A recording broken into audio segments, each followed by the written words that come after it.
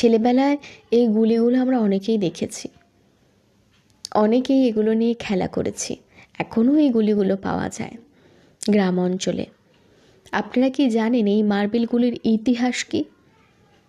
এটা কি সত্যিই বাচ্চাদের খেলার জন্য তৈরি করা হয়েছিল, নাকি এর পিছনে লুকিয়ে রয়েছে অন্য কোনো ইতিহাস?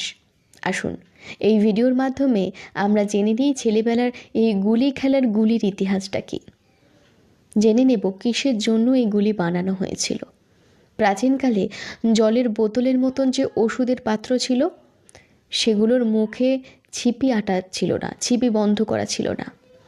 সেগুলো এমনভাবেই এই গুলির মাধ্যমে বা এই মার্বেলগুলোর মাধ্যমে আটকানো থাকতো যাতে সহজেই বোতলের ভিতরে থাকা ওষুধ পড়ে না যেতে পারে।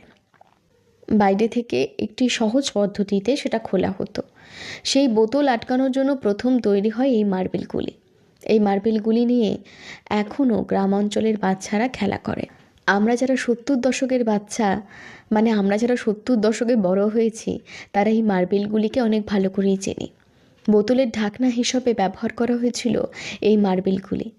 কিছু মার্বেলগুলি বাইরে পড়ে থাকতে দেখে বাচ্চারা সেগুলো নিয়ে খেলা করতে শুরু করে এবং পরবর্তীতে এই মার্বেলগুলি বাচ্চাদের খেলার জন্যই ব্যবহার করা হয় এবং সেটা তৈরিও করা হয়।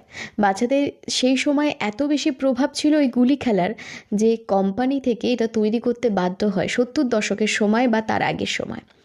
প্রাচীনকালে মার্বেলগুলি খেলার প্রচলন ছিল। আসলে মার্বেলগুলিটা বোতল আটকানোর জন্য হলেও প্রাচীনকাল থেকেই কিন্তু মার্বেলগুলি খেলার একটা প্রচলন ছিল। তখন কাদামাটির গুলি বানিয়ে গুলি খেলার প্রচলন ছিল।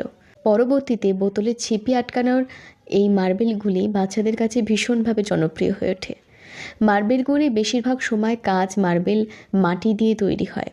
ছেলেবেলার দিনগুলোতে ফিরে গেলেন কি? আপনিও কি 70 দশকে নিজের শৈশব কাটিয়েছেন, যেখানে মার্বেলগুলি দিয়ে খেলা হতো, যেখানে মোবাইল ফোনে বন্দী ছিলেন না আপনি? আপনি কি কখনো গুলি খেলেছেন? আপনার উত্তর আমাকে জানাবেন কমেন্ট বক্সে। নমস্কার, আমি পায়েল। ভিডিও ভালো লাগলে আমার অনুরোধ, আরও কিছু নতুন মজার গল্প শোনার জন্য আমার চ্যানেলটিকে সাবস্ক্রাইব করে রাখবেন। ধন্যবাদ।